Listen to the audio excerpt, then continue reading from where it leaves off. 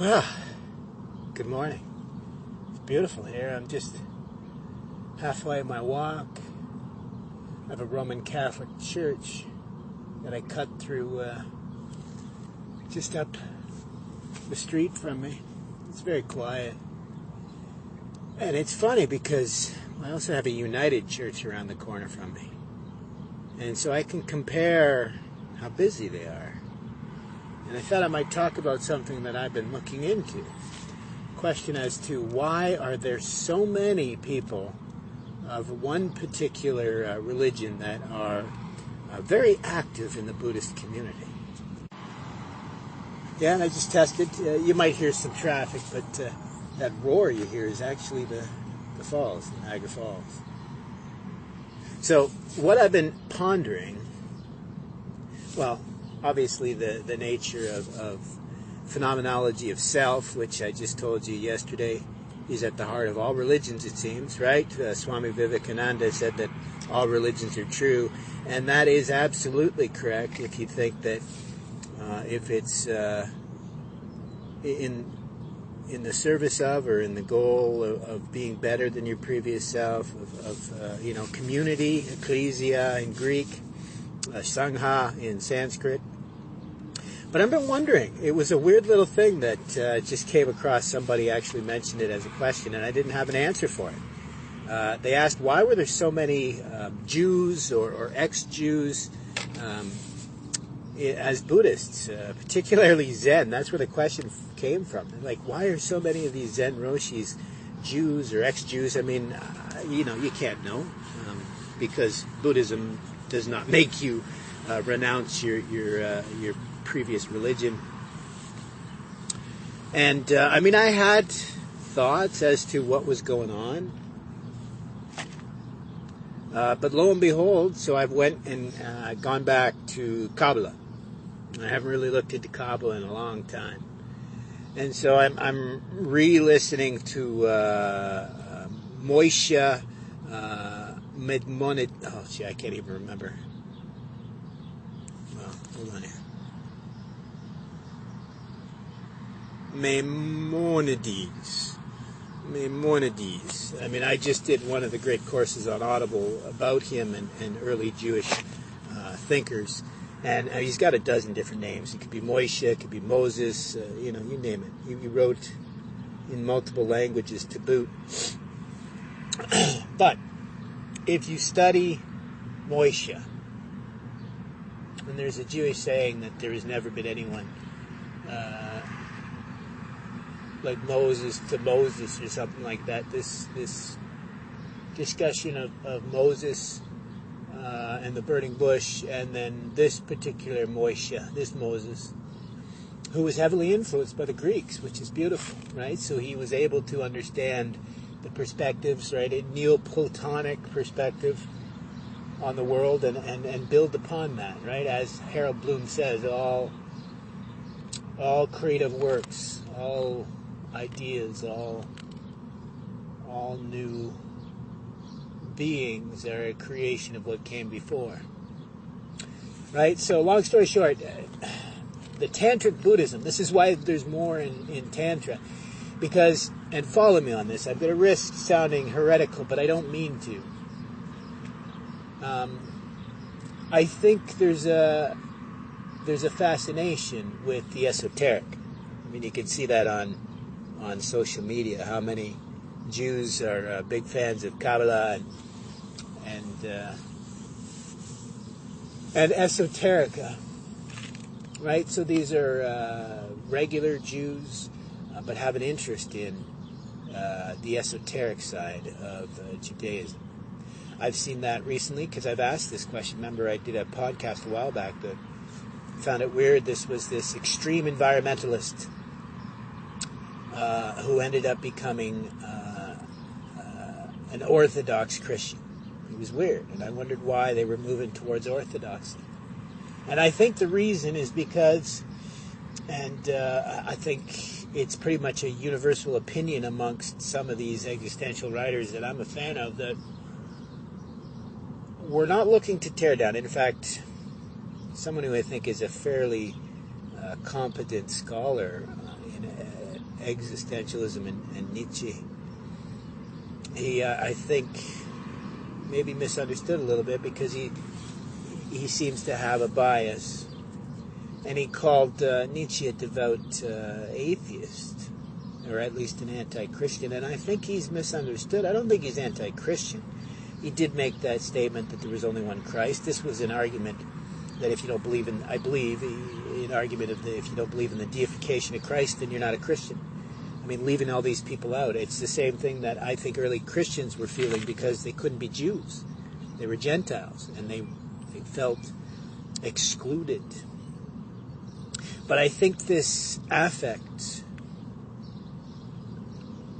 is showing the theory that ritual is all we need, right? With devotion, commitment, and confidence in the ritual, obviously. But I've seen this in a Pure Land school where they'll walk around and they'll chant the compassion Dharani. But most of them don't know what the words say. Because I came into them knowing the Sanskrit, learning the Chinese, but that was a waste of time because they don't pronounce it the same as you would in conversation, and they don't even know what it means. And that is part of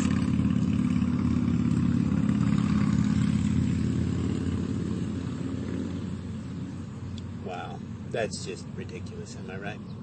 That's part of the reason why you go through these rituals. Unlike someone driving around who is so shallow that they want to make as much noise as possible. Look at me, look at me.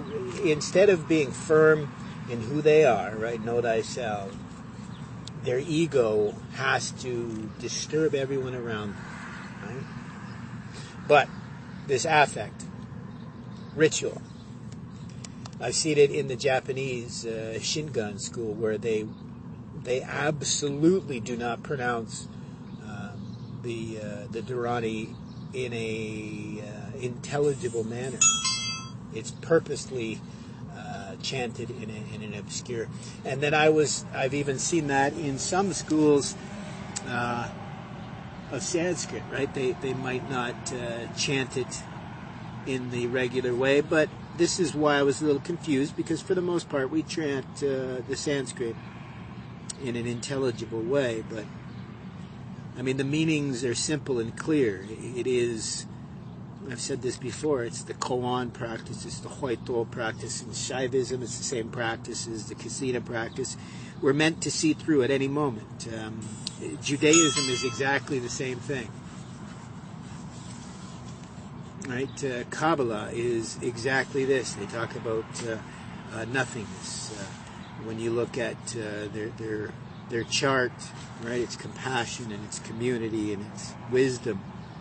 It's no different from the Greeks. It's no different from the Sanatana Dharma. It's no different from Buddhism.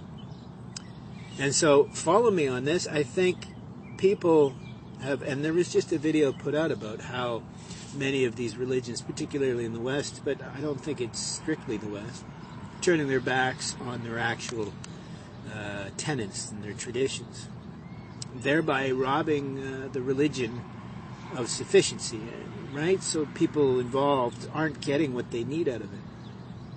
But the actual irony is what they really need, arguably, is just to believe, right? This is where Sartre was right to a certain degree, but took it way too far, right? Martin Buber is closer, which is a great example. This is a religious Jew, but an existentialist as well, who I think understood the importance of ritual. But if you look at an Orthodox Jew or even a Hasidic Jew, you'll see that they have to almost become like a monk or a nun, and they're renouncing the world. And you've heard me talk about this, that I think that's a mistake in Buddhism, to become a monastic, an ascetic in Christianity. I don't think that's what we're meant to do. That surely, if you're having severe trouble overcoming some of these challenges and you need to step away from the world, I understand that. But for that to be our goal, I think, is the mistake, because almost all of these teachers have said the real goal is to be able to carry this mindfulness of self and reality and what we're here for and the reasons, right? Our raison d'être, the reason why, our meaning, right? Arguably, meaning is arbitrary, it's personal, it's perspectival, but it means it has to be true for you. Truth is an agreement, but you have to agree. I've said this over and over again. There's so many of these Western movements, these dialectics. I won't call them logos or ethos because they're hollow, they're empty. I've said this before about veganism. I've seen this harm people because, they say that they're in it to save lives, save animal lives, but I've seen the same people argue for abortion, for convenience, right? I'm not arguing at all that there should be access for all sorts of people, but when you look at the numbers, when 90+% of abortions are for convenience, not because of all the other reasons, health reasons, age, health risks, you name it. Any argument they make besides convenience, because someone doesn't feel like they could have one right now, or they made a mistake with contraception, not with a health consequence or even a party mistake. I would not even deny someone who was involved in a pseudo-consensual event or what have you. But the problem is, it's 90% still. Right? The lowest number I found was 92%. Right? Oh my God, this is so political. It's terrible. Well, it's no different than religion. Right? We've done the same thing. We're arguing that because, as Nietzsche said, we don't believe in these religions we practice, well, we're not getting the benefit. And worse, arguably, I was talking to the wife, so many of these lessons talk about we need to be more positive. We need to have more compassion. In Buddhism, it's called the Brahma Viharas, right? Loving kindness. It's in the Kabbalah as well. Loving kindness, compassion. And they help offset the evils in this world, right? Aversion, attachment, envy, hate. But the problem is, if you don't nurture, it allows the opposite to grow. Right? The example I give is, there's a common movement about being positive. There's a PhD doctor, his name eludes me, but he wrote a book called Hardwiring Happiness, and he talks about our negativity bias. Advaita Vedanta talks about the same thing. Talk about how we have a negativity bias, right? So we'll see a stick in the road, and we'll see it as a snake for safety reasons, because if we're wrong about it being a snake, no problem. But if we thought it was a stick and it ended up being a snake, well, that could be a problem, right? But what they tend to fail to mention is, if we don't pay attention to being positive, and arguably in a very religious way, this is why we have the Hail Mary, the Om Mani Padme Hum, all of these mantras, these dhananis, these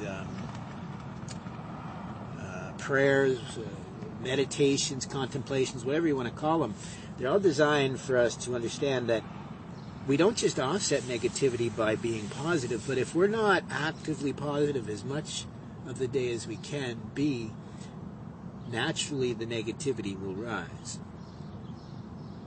Right? And so that's what I'm seeing happening here. When you're a Jew and you want to be a little more devout than your average Jew, but you're not able to commit to a complete and utter lifestyle shift, what do? Well, you are lucky, because you find something called Tantric Buddhism that provides you with the exact same rituals, the exact same lessons, the exact same stories, and in many cases, the exact same words of wisdom and compassion and care and insight. Right? You just change the word God for Tathagata Garba, your Buddha nature, right? Which is goodness, pure goodness in the energy, to become a bodhisattva, to become a trans-personal being. And all it takes is the belief in the transpersonal. And the reason why I use an example as extreme as the previous is because it's the same as with religion. This is going to upset everybody, because the truth is, you don't have to believe in the gods. You don't have to believe in the gods to get the benefits. Look at the Greeks, right? Many of them were, you could say religious, but they went through the motions, but with devotion and confidence and commitment. So that insults your average believer, because they believe that it's God that provides them with this. Well, the peace, shanti, shalom, salam,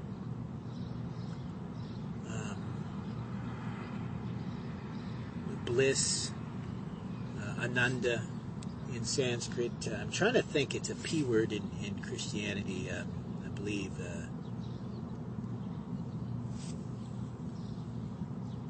Well, this connection to God, they say, is the reason why we get faith and we get benefit from this practice.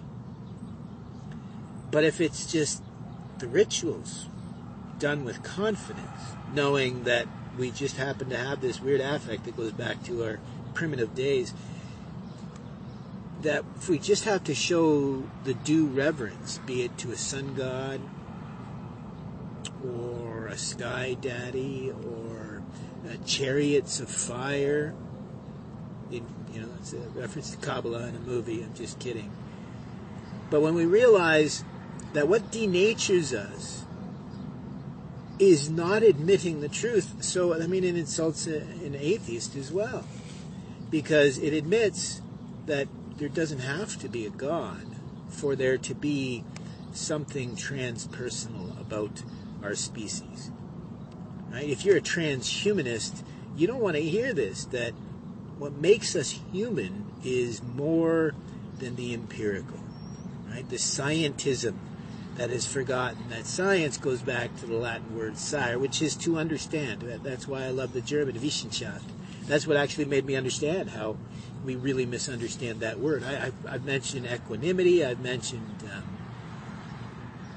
vicissitudes, I've mentioned many English words that aren't properly understood or translated, but it wasn't until I learned what science in another language was that I understood that we just don't seem to get this. Right, so be it religion or abortion, the problem isn't black or white, full access or no access, belief or disbelief. The problem is whether you're on one side or the other, you're not fully in the right. You're not embracing compassion. You're filling your heart with hate. And when you do that, you leave no room for anything else. And most importantly, you don't leave room for reason or logic. So you can't even begin to think about the question of morality. Right? What is moral? What is right? What is just? If you don't believe that God provides that certainty,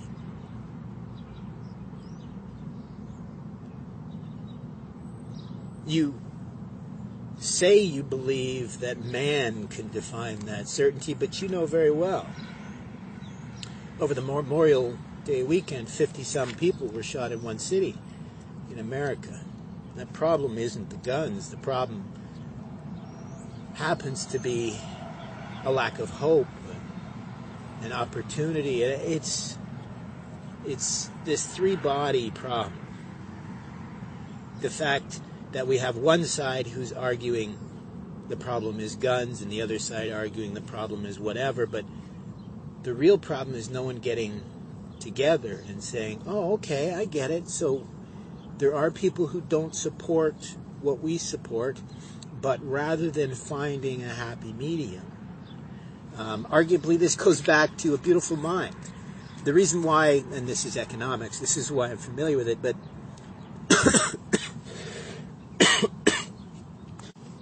I apologize.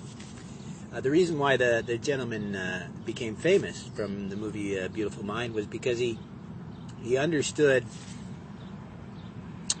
that our understanding of the consumer was way off. The understanding of psychology was way off. And so he said that, no, wait a minute here, you can't both go, and I've talked about this before, you can't both go into arbitration, can't both go into mediation and expect to pull one over on the other guy. Right? As I said before, the only way to really find a solution is that to have both parties go away having provided concessions. So both individuals have to go into these knowing that they're not absolutely right. This is the tetralemma, it's the Cettascoti. It's the lessons that Charles Sanders Peirce was trying to explain. Logic, first rule is doubt. Right? So the only dangerous position to hold, as Nietzsche said, is convictions, worse than lies, because you're unable to understand that you may not be right, and almost certainly you're not wholly, completely right. But that's stupid. It really is. So you're either so activated because you're so passionate or so upset or so zealous about your position that you are stupefied, you are stunned to the point where you can't bring your logic or reason to bear. Or you're willfully ignorant, stubborn, unwilling to listen or understand or even feel. To feel. As I said, you fill your heart with hate. There's no room for anything else. And I mean, that's the one lesson that I could share. I mean, I lived a life of seeing some of the most horrible tragedies, but certainly not, no, I guess that's wrong. Certainly to some people they could see it as the most horrible of tragedies. I had to come to terms with certain truths that for some reason a lot of us believe. I've talked about this. It's in a lot of the trauma, developmental trauma, childhood trauma. I used to believe in the inherent goodness of humanity. And so obviously I believe that parents should be devoted to their children at all costs, right? The whole idea that, a mama bear will stand in front of almost anything to protect her cubs. But then when you see the opposite to be true, that actually many parents will abuse their children. I mean, I mentioned, so sad, a friend whose first drug dealer was one of his parents. Or people who have parents that used their children as a shield against an abusive alcoholic, or you name it, sexual abusers. It's a shock to realize that at one time they thought it was beneficial. And fast forward to today, we still don't admit how rampant this is. I mean, here in Canada, we're dealing with that exact thing, that we likely have a politician who is, what would you call him? Arguably, he should be listed as a sexual predator, because it looks like he has engaged in more than one instance of abusing his authority, even if it wasn't actual molestation or any of the terrible words. But what shocked me is people in these positions will know this truth and ignore it. Same as it's an open secret that the percent of people that that have possibly been sexually abused in their life might be twice as high as we like to admit. And that broke my heart to find this out, that doctors, clinicians who are training future clinicians are not at least telling their students this truth, that these are the numbers we operate on. But they could be twice as high because we may not know, at least for now, how common something like this is. So the same damage happens when a doctor goes around, and I'll just throw a couple numbers out, say 20%, says that 20% of the population could have been sexually abused at some point in their life. But they know that it could be as high as 40%. But if they don't admit that, then they're going to miss a lot. And what I mean by that is, I've come to realize that while over the last few years, not only am I no longer rare, there's a lot of people with chronic illness, but I think I've come to realize that we're lying to ourselves about the number of people with learning disabilities, with developmental challenges, dyslexia, or whatever you want to name it. These people think that maybe 10, 15, 20% of the population might have learning disabilities. And that's saying that, over 80% of the population are typical in the way they learn. It's, to me, just a joke. But I argue the number of dyslexics in our broader population, because our Prime Minister up here went through essentially the same thing that I did. When he was in school, he was told he's dyslexic, so they didn't try to teach him how to do maths or anything, actually, it seems, that would challenge his disability. So he went into drama, he went into, that's it. He went into drama and supposedly taught some French, but he grew up in Quebec. So, as I said, there's still a few people in Canada that can speak English and French that, arguably, I think I mentioned that on one of my other podcasts, that I actually had a French teacher in high school that spoke less French than I did. And I've said it before, my French is awful. Better than most, but it's awful. Right? So, I think that's a great example of, sure, we may not be able to know right now whether there is more than 20% of the population, but if you actually look at how many people, the example I give is, I recently delved into the BookTube, because like I said, about 6 months or so ago, I gave up all natural even pain relief, all analgesics, all pain-relieving type supplements, because I can't rely on these things. I'm sure they're going to be made illegal pretty soon, try to force everybody on opiates. And I have chronic pain, so opiates just don't work. So I'm going to have to learn how to just live with it. So I said, hey, mantras, why not listening to audiobooks? Right? So I listen to audiobooks all the time and focus on them. And in fact, when I'm really having a hard time, I imagine the words being written on a whiteboard or a chalkboard. Right? So I'm almost completely tying up my mind, so there ain't room for the 80% that is perception in pain. Never mind feeling hopeless, and that's just natural. It's not specific to me. It just happens. I mean, after 10 plus years of being poked and prodded and only feeling worse because of what they put you through, trying to solve chronic illness, that tends to cause post-traumatic stress. So obviously becoming hopeless is a part of that. Anxiety, depression, hopelessness. But the real problem here isn't the not knowing how many in the population are disabled or how many people believe or don't believe.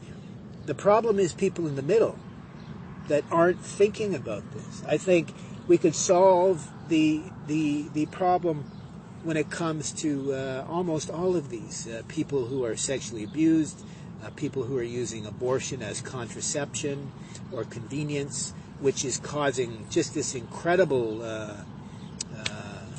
disconnect and separation in the broader society.